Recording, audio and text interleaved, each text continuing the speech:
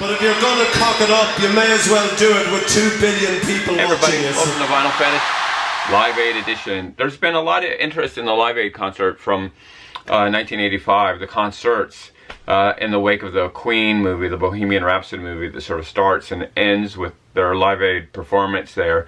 And I thought I should talk about it a little bit because I was there. I was at Wembley, July 13th, 1985, 21 years old.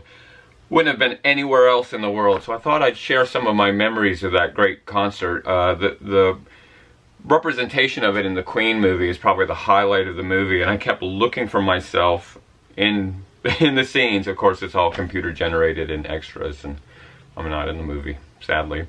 So I want to tell you a little bit about it for those. Some people weren't even born when this thing happened in 1985. A lot of you, some people that I know, in fact. So let me give you a little bit of a backup on it. It was really sort of started by Bob Geldof, the leader and the lead singer of the Boomtown Rats, this really great band that I just loved so much in the early 80s. And Ethiopia was going through a massive famine. There was a civil war that was dividing the country, and just incredible images of starvation that were happening. And Geldof took a page from George Harrison, who kind of started the all-star charity concert in 1971 with the concert for Bangladesh that had Dylan and Eric Clapton and a lot of great people, Ringo. And so the winter of 1984, the fall and winter of 1984, he assembled kind of the first all-star charity single, which became kind of a thing. And that Christmas, a big record came out called Do They Know It's Christmas. This is the 12-inch single version of it. It was a huge hit in Britain, kind of caught on a little bit here, and had sort of everybody who's anybody at the time, including Sting and Paul Weller and Bananarama and Bono, of course, and George Michael right there. And it was, you know, kind of a very powerful, somber, but powerful way to raise money and raise awareness for the famine in Africa. I loved it. In fact, that Christmas, everybody in my family, instead of getting presents, got donations made to Ethiopian famine relief. Sorry, everybody, but I kind of got caught up in that. By that point, Bono and I had kind of become friends. So if he was in on it, I was on board. And then soon after, in the United States, Quincy Jones and Michael Jackson did a similar single called We Are the World, which is a little cheesier, but Bob Dylan's on it, so, you know, I had to buy it. And then they started assembling this concert. They were going to do 2 concerts, one in London and one in the United States in Philadelphia, and assemble everybody who mattered in the music business.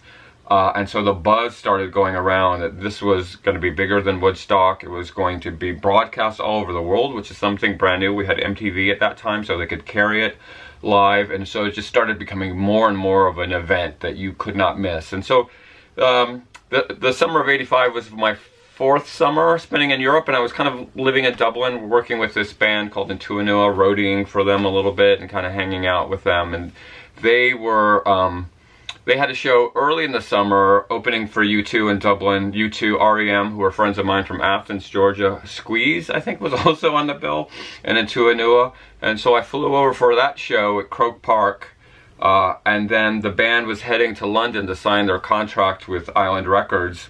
And so I was there for that. I remember that day. I remember Mike Scott from the Waterboys kind of off in the background.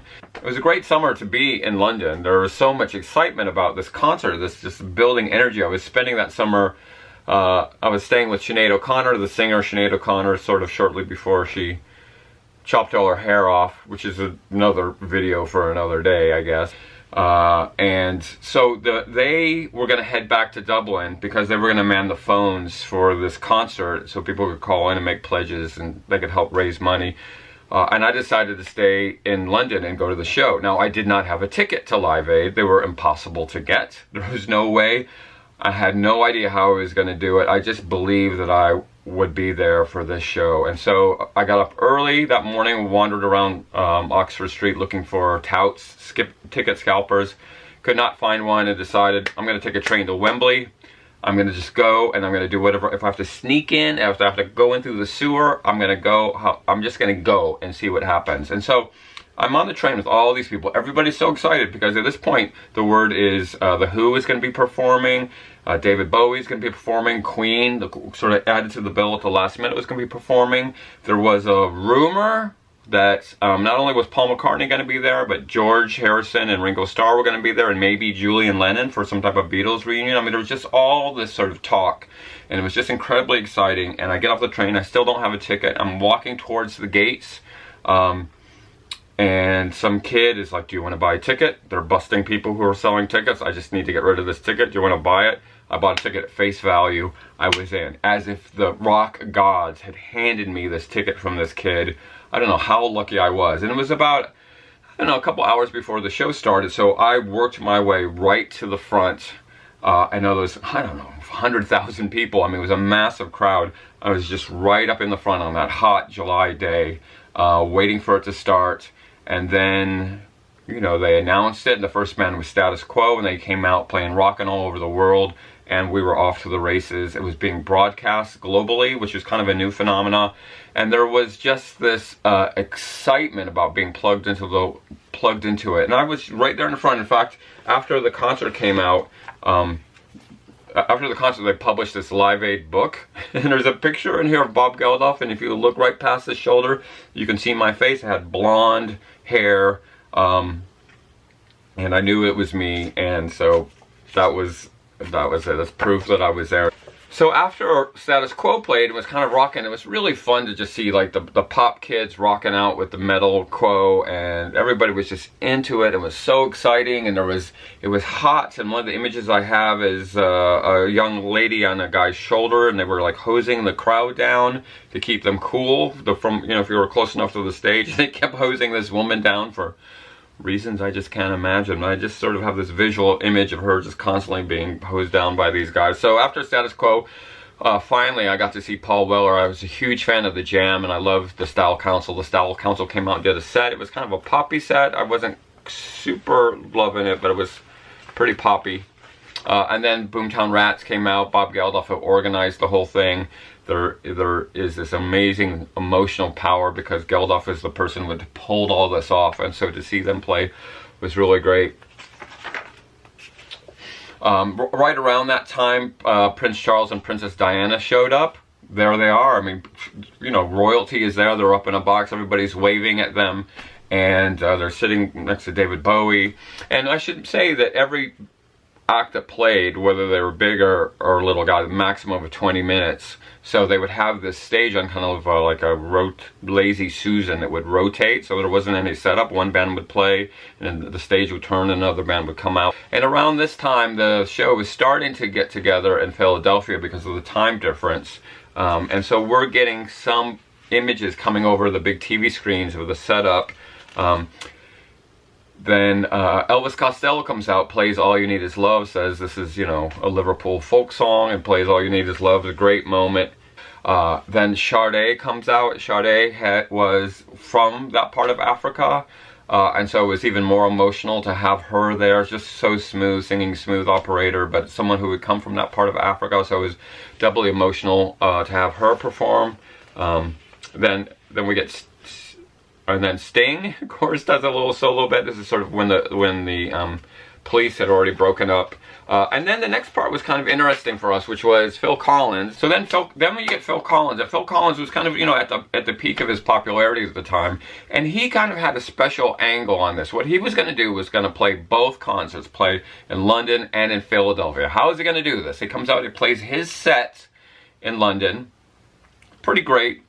In the Air Tonight and all the songs you want to hear from Phil Collins, and then gets on the nearby at the airport and gets on a Concorde jet, supersonic jet. The supersonic jet flies over Wembley. I remember everybody looking up and seeing this amazing space-age plane flying over Wembley and turning, making almost a right turn to head off to America, and, you know, shortly to be playing in the United States, where he ended up playing at the Led Zeppelin reunion. He was John Bonham's fill-in for the Led Zeppelin reunion that we got to watch via the satellite. So he got to be in both places at the same concert. Bryan Ferry then came out from Roxy Music. This is like seeing everybody you always wanted to see in one day. Oh, Bryan Ferry was so great. And around this time, we were starting to get the shows from the United States. So the first act I remember seeing from the United States was the Beach Boys playing Surfin' USA, and that coming over live over the TV screens, and us in London singing along with this concert that was happening in Philadelphia on the other side of the ocean, and this whole idea that the whole world was connected like never before. So this whole arena of people, this stadium of people singing to this great American band playing in America for the starving people of Africa. I mean, it was just this amazing moment. I just felt so empowered but so emotional, and there was people in tears because this whole thing was coming together so perfectly. And then the U2 performance. The U2 performance was like none other. And so I was really invested in this. I was really looking forward. This is the highlight. I'd just seen them play in Dublin. Like I said, Bono and I had become friends earlier in the year. In April, I had played on stage with U2 in Atlanta, which was, you know, a high point of my life. So, you know, we had this connection. They come out, they play Sunday Bloody Sunday, which I thought was a odd choice because it's kind of a song about Northern Ireland and the conflict between Ireland and Britain. It seemed like not a great unifying song.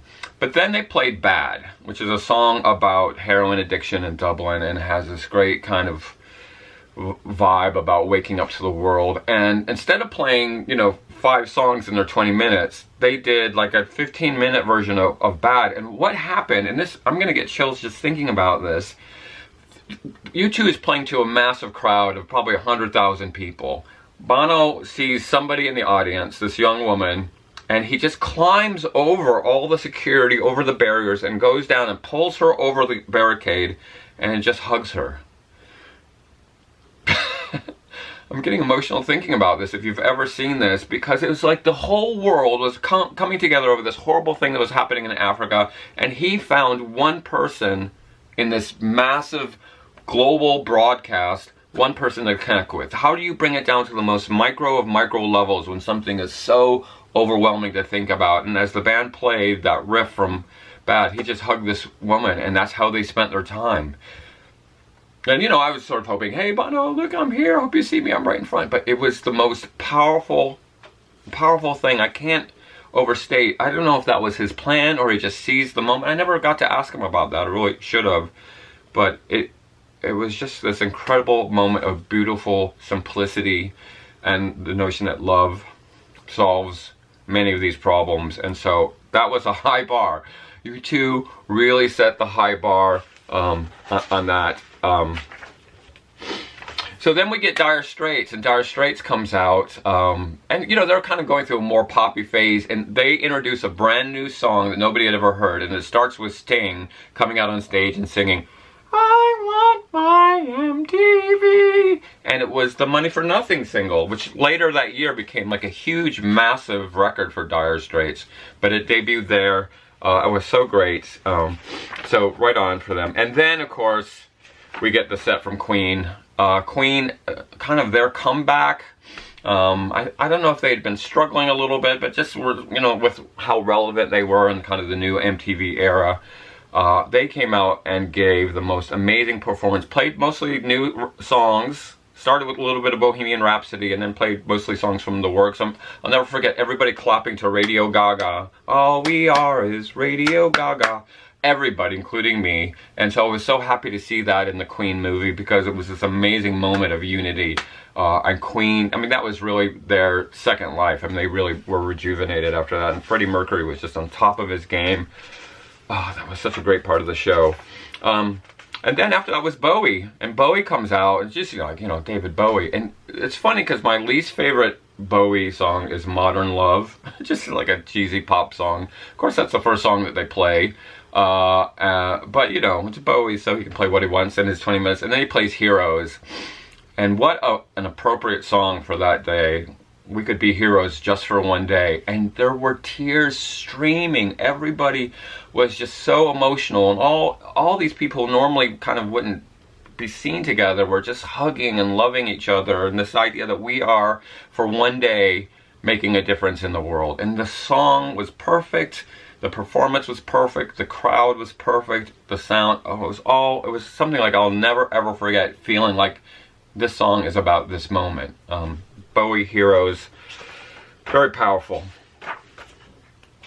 And of course we're getting some images, you know, we're getting the Pretenders, and we're getting Madonna, and we're getting the Led Zeppelin reunion. These things are sort of, as they're making adjustments for the London show. We're getting these images from the United States, and then the Who comes out, just incredible, you know, does their standard set, rocking out.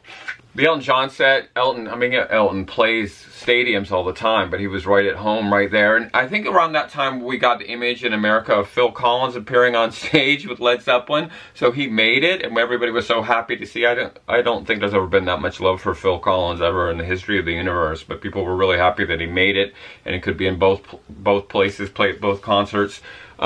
George Michael did a great Wham set, and then as it was winding down, we kind of know what the big finale is going to be, or at least we're hoping. Freddie Mercury and Brian May come out and play another song from The Works. Is This the World That We Created? Seemed very appropriate at the time. All these images that we've been seeing all day long of starving children in Ethiopia was very powerful. And then Paul McCartney. Paul McCartney, I've seen him many times since, but this was my first chance to be in the same physical space as a Beatle. I camped out in front of his house in London. This is a guy who is a part of my life. There he is. He's playing, sitting down to play Let It Be, and the PA goes out. And he's playing. You can hear himself through the monitor, but he can't, nobody else can hear him. And so it was like, Paul McCartney's playing, but nobody, I was close enough that I could hear through the monitor, but nobody else could. And kind of halfway through, the PA got fixed and it went out, and you hear this roar of people singing Let It Be. If you watch it on the DVD, they actually dub in. I think he went back and re-recorded it, so you don't know that glitch happened, but I was there and I can tell you we didn't hear the first few verses of Let It Be. And then the end of that was the great encore. There was no Beatles reunion, but seeing Paul was pretty awesome. Then everybody comes out, back on stage, The Who, Bowie, Bob Geldof to Do They Know It's Christmas Time, Feed the World, and we are just enraptured to have all these people on stage together, singing together. And then the concert's over. It's over, and everybody leaves. I realize I've been jumping up and down for 12 hours, haven't eaten anything, haven't peed, haven't done anything other than be in the moment with all my favorite musicians. And the place was just completely trashed because everybody else had been doing the same thing, just jumping up and down all day long.